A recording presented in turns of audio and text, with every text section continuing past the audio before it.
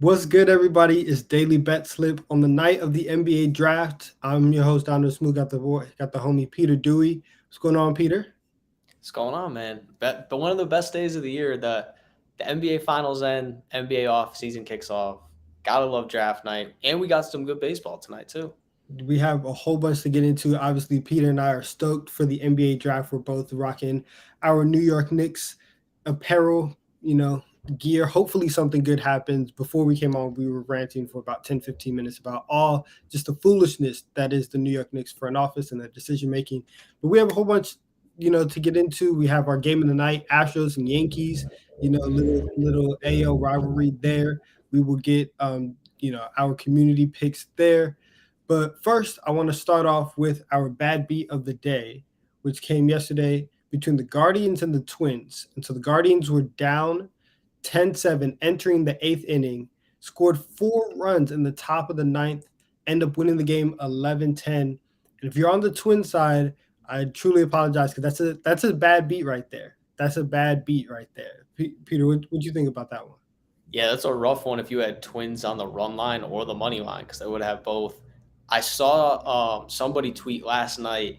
Forgot who it was, so my apologies to whoever it was. But apparently the Guardians were plus 1,800 in the eighth inning to win the game, and they won. So anybody who actually was like, "Yeah, why not? I'll throw a couple bucks on this." That pretty sweet payout because that was an absolutely crazy comeback, and they're rolling right now. I know you guys talked about it yesterday, but they're now first place in the AL Central, 8-2 in their last 10. They're looking really good. That's what I'm saying. And I know. Listen, I think all of us here at Bedside have really talked about it. I know you and Joe Summers have been all on the Guardians. Ben said yesterday that he had put several favorites on and several futures plays on the Guardians to win the AL Central, to win the AL series. So last night, while it was a bad beat, yeah, I know. So while it was a bad beat for those Twin fans, for everybody here at BetSided, we're kind of happy that it happened because it kept our narrative going and it makes us look, just a little bit like we know what we're talking about. But tonight, so each one of us, we're going to transition into our best bets. We have plays, we have MLB plays, some WNBA stuff, even some draft talk. But before we get into the draft talk, where are you going, Peter, for your first best bet of the day? Yeah, so I got a couple NBA or MLB plays tonight. I'm going to start with my Joe Musgrove player prop. I'm taking him over 5.5 strikeouts. I'm actually shocked, Donovan, that this line is at 5.5 because he's cleared it in 10 of his 12 starts this year. He's facing a Phillies team that strikes out a good amount. They're 20th in baseball in strikeouts per game. They average 8.56 strikeouts per game. So Musgrove been money this year. He's got a sub-2 ERA, been one of the best pitchers in baseball. And the thing I love about this prop, and we talk about it a lot in the NBA, I always talk about opportunity. Well, with starting pitchers, you got to pitch innings if you're going to hit some of these strikeout props. Joe Musgrove, all 12 of his starts this year, he's pitched 6 or more innings. So he's going to pitch deep into games. It means he's going to get you at least 18 outs. I think he at least gets 6 strikeouts tonight. Phillies have a lot of swing and miss in their lineup, so I like that a lot, even at the minus 145 juice. Yeah, and I know you have written about it over at BetSide. If you guys can check out our best bets of the day. Every day we come out with our best prop bets of the day. I know that was Peter's for today.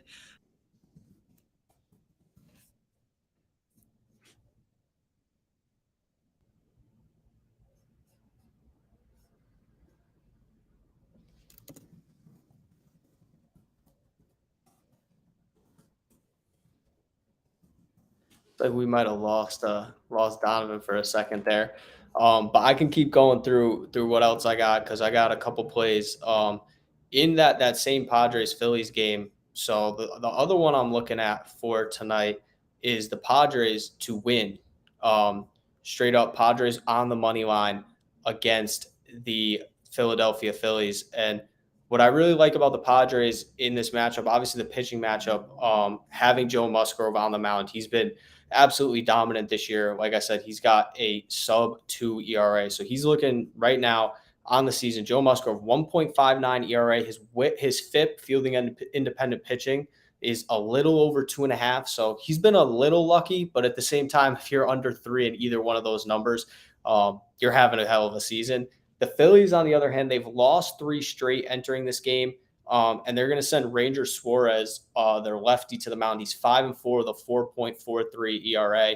I know a lot has been made about the Padres lineup this season. They, at times it's kind of struggled, and they're without Manny Machado, who's their best hitter. But at the same time, they've gone 11-1 in Joe Musgrove starts. So you're looking at Joe Musgrove as basically an automatic win. I don't want to chalk it up as that, but I will take the Padres at home as favorites with him on the mound. It's hard to fade an NL Cy Young candidate when he has that good of a matchup. So I think we're still trying to work Donnavan back into here. So I'll keep going with what we got in for best bet. So I have those two plays, one on Joe Musgrove and one on Padres Phillies. Also have an NBA best bet. And like we talked about at the top of the show, NBA draft tonight, the first three picks have kind of been spoiled. So Adrian Wojnarowski of ESPN, he has announced that it's going to be Jabari Smith at 1, Chet Holmgren at 2 to the Oklahoma City Thunder, Paolo Banchero at 3 to the Houston Rockets, unless something drastically changes. And we saw a lot of movement just talking about the NBA draft. The betting odds this morning, Paolo Banchero moved to minus 200 at several books, which was kind of a crazy move because he had been third on the odds list to be the number one pick for most of the offseason since the draft lottery.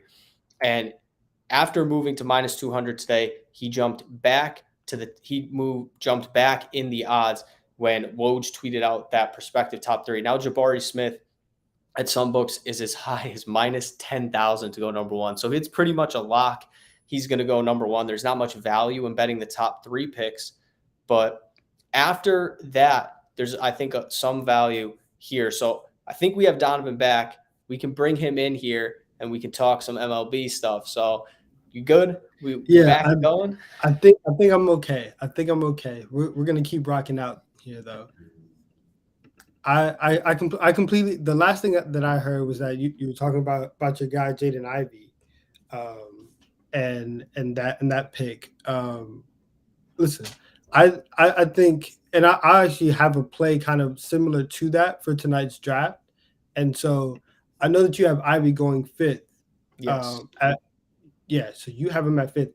I'd like Keegan Murray to go 4th because I think that the Kings are trying to make a play to get back into the playoffs, which I think is kind of a suspect move. I know that they traded away Halliburton last year. They're really trying to go all in just to get into the play-in.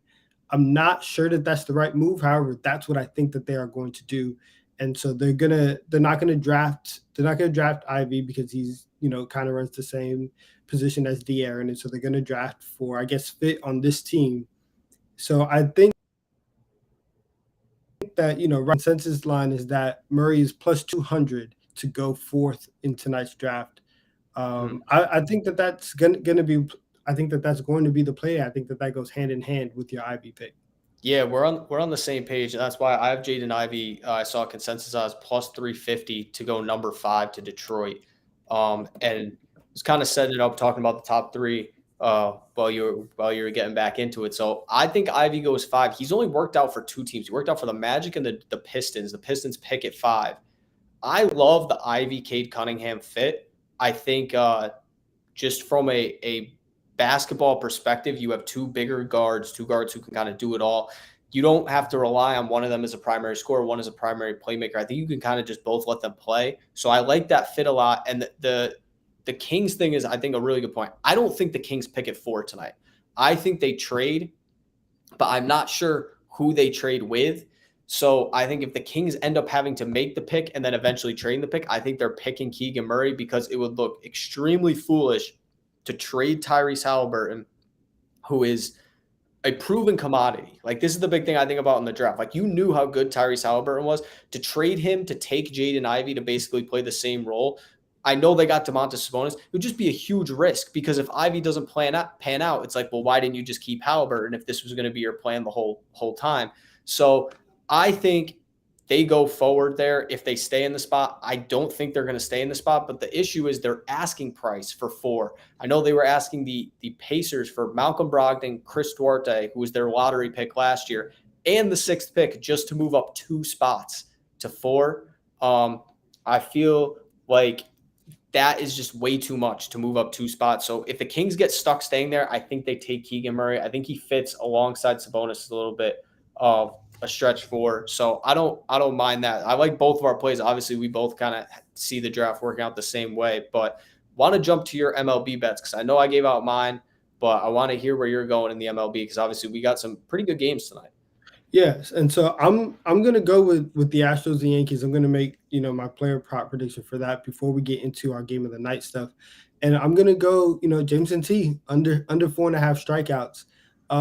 So I'm actually fading a hot hand today because he's cleared this line in his last 2 games. But the Astros are hard to strike out. They don't give up many strikeouts. They're the third in all of baseball in strikeouts per game. They average 7.31 strikeouts per game. And so I think that this is an opportunity for both teams really to kind of not slug this one out. I know both teams have really powerful offenses, and yeah, I know both teams have really powerful offenses. They're both powered by the long ball, but I think that Houston is going to be able to maybe get a couple hits off of Jameson, maybe get him out the game early. So I think that they are going to be able to kind of minimize the damage that he does today.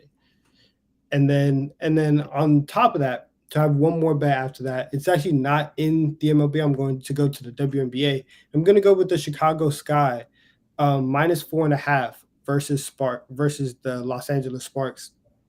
The key to me in this game is just the fact that the Sparks just can't play defense. They are dead last in the WNBA in defensive rating, and and my thing is, if you're going to get into a shootout, it's going to come down to who can get the last stop. And Chicago, who has an above average defense, I think they're fifth in the WNBA in offensive rating and in defensive rating. They're going to be able to get a stop, right? The Sparks aren't going to be able to do that. And so I'm going to go with this guy. They're coming off of a really big win against the Aces, and so I think that if you could beat the Aces, especially coming back down 28, there's no reason why you can't handle the Sparks tonight. And Yeah, so I don't mind that play at all. I've been tailing you and Ben on your WNBA picks because I haven't hadn't spent enough time diving into it during the finals, but I think now this summer I'm gonna have to do something. But you guys have been killing it, so I like it a lot. appreciate you. All right, so let's recap all of our best bets. Yes, sir. It's been a very wild best bets segment today. But so I'm going with the under on Jameson Taylor's strikeouts under 4.5. I'm going to go with the Chicago Sky -4.5 versus the Los Angeles Sparks, and I'm taking Keegan Murray +200 to be the number 4 overall pick. And Peter is going to go over 5.5 strikeouts for Joe Musgrove. He's taking the Padres money line, and he thinks that Jaden Ivey is going to be the number 5 overall pick, which has +350 odds. And so those are all of our best bets for today. And so before we get into, our, I guess we call it our rotating segment, and this kind of actually goes hand in hand. There's been a lot of It talk does. about a lot of people moving places. And I know that some news just came out. So Peter, tell me what's going on. We got a combo bomb here. We got a Shams bomb and a Woj bomb. So I can read them out here. First one, Shams tweeted sources, Kevin Durant is monitoring the Brooklyn Nets situation, considering options with his future. This now opens a path for Kyrie Irving to proceed on finding a new home via opt-in and trade. So Kyrie Irving has a player option for next season. It's about $36 million. So he could opt into that contract, find a sign and trade. That is the easiest path for Kyrie to go anywhere. And we're going to talk a little bit more Kyrie after we kind of go through what just happened. Little breaking news live was pretty cool. But so if Kyrie opts out, he's an unrestricted free agent. There's only so many teams that can afford to sign him to a max deal. And it would make it extremely hard for those teams to complete a sign and trade that don't have the money to sign him to a max deal. So basically the opt-in is his easy way of kind of controlling where he goes. So speaking of that, Adrian Wojnarowski tweeted, ESPN sources, if Kyrie Irving can't reach an agreement to stay in Brooklyn, he has a list of teams he'd like to consider on a sign and trade, including the Lakers, Clippers, Heat, Mavericks, and 76ers. None of those teams have cap space to sign him without the Nets' help, so he would need to do a sign and trade. I believe the Knicks are really the only realistic team that could clear the space to sign him. They would have to trade several players to do so, but everybody else is pretty much locked in with multiple max contracts. And then Wojnarowski followed that tweet up by saying those are teams who Irving has interest in, but he isn't necessarily a priority for all of them. So I'd assume like the Sixers, probably not a priority for Kyrie Irving. I don't see them after trading for James Harden, swapping James Harden for Kyrie Irving, because that's basically what they'd have to do. So kind of a crazy sequence there. What are your initial thoughts? Russell Westbrook is going to be a Brooklyn Net. I just think like that's kind of where I see all of this stuff going, because if you look at where the money is going to line up, what's going to be the easiest thing, we all know that if Kyrie leaves, and like the Shams tweet just said, Kevin Durant is watching everything that's happening, and so Kyrie leaves, then Durant is going to ask for a trade. If that ends up happening, and if Kyrie says I want out, and they trade him to the Lakers, now you get Russell Westbrook on an expiring contract. And if the Kevin Durant and Kyrie Irving era ends today or ends this offseason, you need to be able to move forward. And so they'll be able to have an expiring contract. Next year, you can rebuild your entire team with Ben Simmons as the focal point and have a lot of cap space to maybe go get another star that's inevitably going to be upset, in their current situation. So I think for them, it makes the most sense to go get Russell Westbrook if everything is going to blow up in their face. So that's my initial thought, is that Russell Westbrook is going to be a Brooklyn Net, maybe for only 10 days, but that's probably what's going to happen. I don't hate that. I could see Russ also being a potential 1-year stop with I know he's played with the Thunder before, but an OKC Thunder guy as a third team in some kind of deal, because if the Nets are trying to retain Kevin Durant, I don't think he wants to play with Russell Westbrook again. So if that is the route that they try to go, they may try and say, well, Los Angeles, you send Russell Westbrook to OKC, maybe we get something else back, whether it's just draft capital or whatever, to end up moving Kyrie to the Lakers. The Kyrie Irving, it's interesting to me because if you took, and I don't want to say the off-court stuff is like the big, this huge issue, because I think some of the stuff with Kyrie is a little bit drummed up. Obviously, him missing games because of his vaccination status, that's a problem. Like, you need him on the floor. If you want Kyrie Irving, you want him to be on the floor. That's the simple. I think, the whole, chemistry, toxic environment stuff, I think that stuff's a little bit overblown at times. But the issue with Kyrie is, like, you really don't know what you're getting from him. Obviously, if he has this list of teams, those teams are going to be in the conversation for him if they want him. But at the same time, I think the Clippers have the best offer to make for him. I don't know if I would do it though, because a lot of these teams, if you are acquiring Kyrie Irving, we saw the Lakers with Russell Westbrook, you have these 3 stars. The rest of your roster is going to be extremely thin. So I just don't know who it necessarily makes sense for, unless they feel like the Lakers it makes sense for because they don't really have any other options. But at the same time, it's like, well, the Nets accept a deal that has Russell Westbrook as the primary, return coming back. I don't see that happening either. So Kyrie is going to be very interesting. I'm surprised the Nets have let it get to this point. I really thought they were going to just re-sign him because they laid their bed with him and KD. Like, there's only so much you can do. But it's interesting that it's already come to the point where he has his teams. I feel like we might be seeing Kevin Durant moving as well at some point.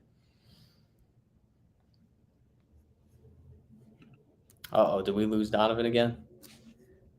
We might have lost Donnavan again, so we can keep talking NBA rumors, because this has been a fun part for me this offseason. I think that the draft and free agency in the NBA is as great as anything in the league. It's really, you look at other big pro sports and there's just not as much intrigue around the free agent market as there is the NBA. It's just so crazy with the player movement and obviously the player empowerment too.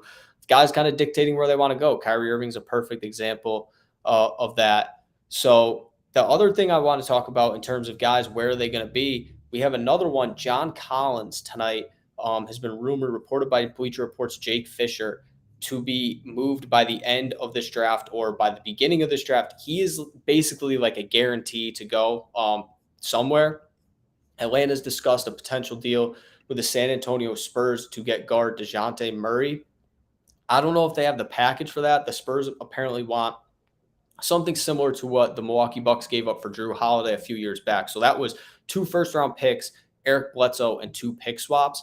Obviously, the Hawks could offer that amount in picks, but at the same time, not sure DeJounte Murray takes them from a playoff team to a championship contender. He's a great player, but it's a hefty price to pay, as well as giving up John Collins in this draft.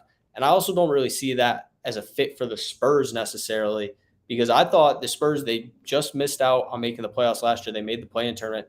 I kind of like their fit with DeJounte Murray. He has a value contract right now. He's getting paid less than $20 million a year. He's still under contract for a couple more seasons. He makes a lot of sense as the kind of focal point that they build around. And so I think it's a very interesting. Obviously, John Collins, one of the players that looked like was going to be a cornerstone in Atlanta. Things have shifted after they took a big step back last year. I think we have Donnavan back, so we can slide him into this conversation, kind of see what he thinks about the John Collins sweepstakes, obviously. But it's going to be interesting to see where he goes, because it's basically been said that he is going to go, and we might not have Donnavan back, but it's basically said he's going to go by draft night. So Atlanta picks at 16.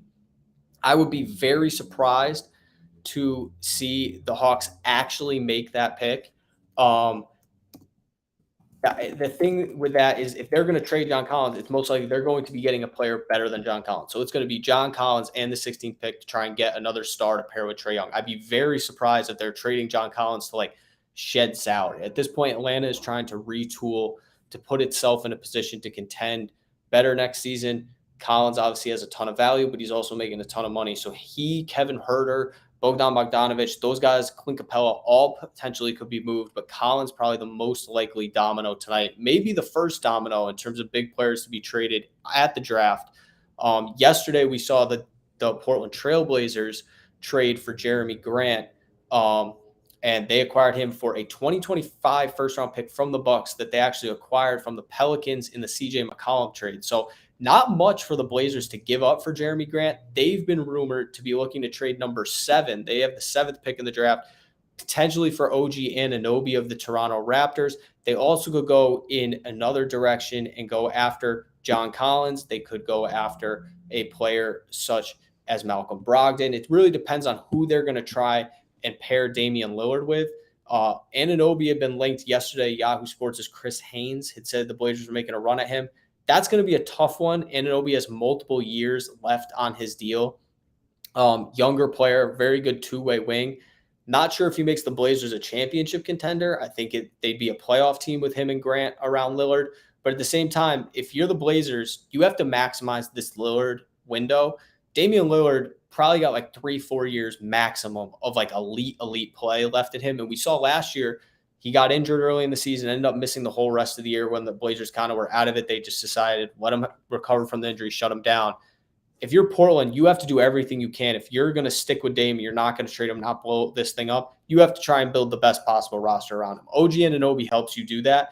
Probably doesn't make you a title contender, but at the same time, if all things work out perfectly and you have Anthony Simons, you bring back Yusuf Nurkic, you have Jeremy Grant, you have OG Anunoby, you have a solid enough team where you can make some noise in the Western Conference. And who knows, maybe Jeremy Grant's a free agent at the end of this year. So maybe they make enough noise this year where they can go out and get an even bigger fish in free agency, work a sign and trade. There's the beauty about the NBA is that the sign and trades, which I think we're going to see a lot of this year, and it's going to take us into this next guy I'm going to talk about, is you can move off of guys without having cap space and still bring in talented players. It's what the Hawks are doing with John Collins. It's what we might see the Nets do with Kyrie Irving. And the same thing goes, Kevin Durant could be a trade candidate, as crazy that is, as with somebody else who is signing someone if he decides to leave the Nets once Kyrie Irving's decision is made. So we talk about the sign and trades. We can bring it to another sign and trade guy, a former number 1 pick, who probably won't be dealt tonight. DeAndre Ayton is a restricted free agent at the end of this regular season, or at the end of this starting this offseason. So the thing with Ayton, the Suns don't value him as a max player. It's unfortunate, but that's not where they see him. Even though they made the NBA Finals 2 years ago, they are kind of ready to move off the DeAndre Ayton experience. However, because he's a restricted free agent, they can match any offer sheet he signs, which kind of allows them to control a sign and trade. So the beauty of that for the Suns, and Donnavan wrote a story about this today about some teams that he can potentially land in. He wrote about the Spurs and the Pistons. The Pistons are probably the most likely destination.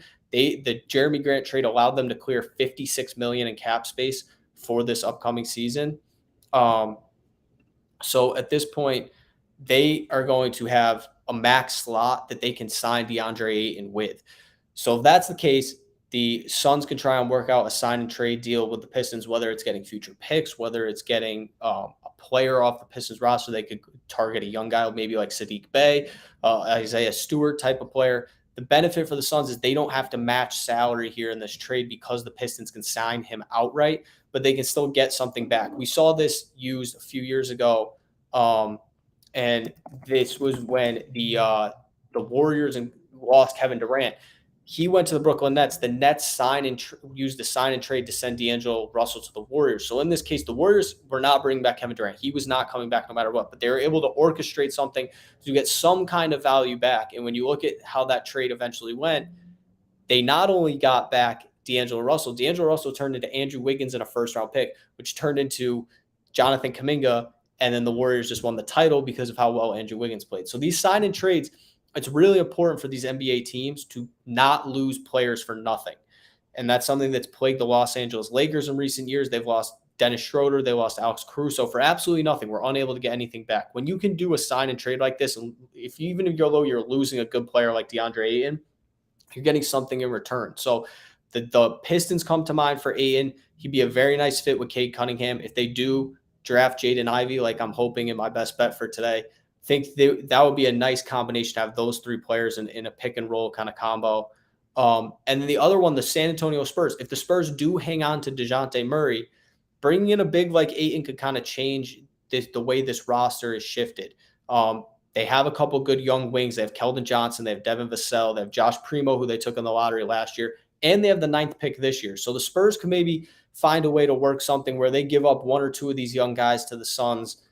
Maybe they give up their center, Jakob Poeltl, in a deal with the Suns, and they bring in Ayton, who's obviously a very talented player. He's a number 1 pick, averaged over 17 points a game this year, but Phoenix clearly doesn't value him at the number he's at right now. I think part of that is they don't want to go into the luxury tax, but at the same time, if you're getting a player of Ayton's caliber and you're an up-and-coming team like the Pistons or the Spurs, you have to jump at an opportunity like that, especially if the cost is only giving up, a player in a sign and trade to kind of match salary or, at least give the other team something back. These restricted free agents, most of the time, if they're signing these offer sheets, the team they're leaving is just going to match the offer sheet and bring them back. So when you're able to poach one of them away, which is going to be the case with Ayton, it's definitely a win for these other two teams. So be on the lookout for that during the draft tonight. A lot of players could be on the move. A lot of picks could be on the move. The Kings potentially could move back from 4.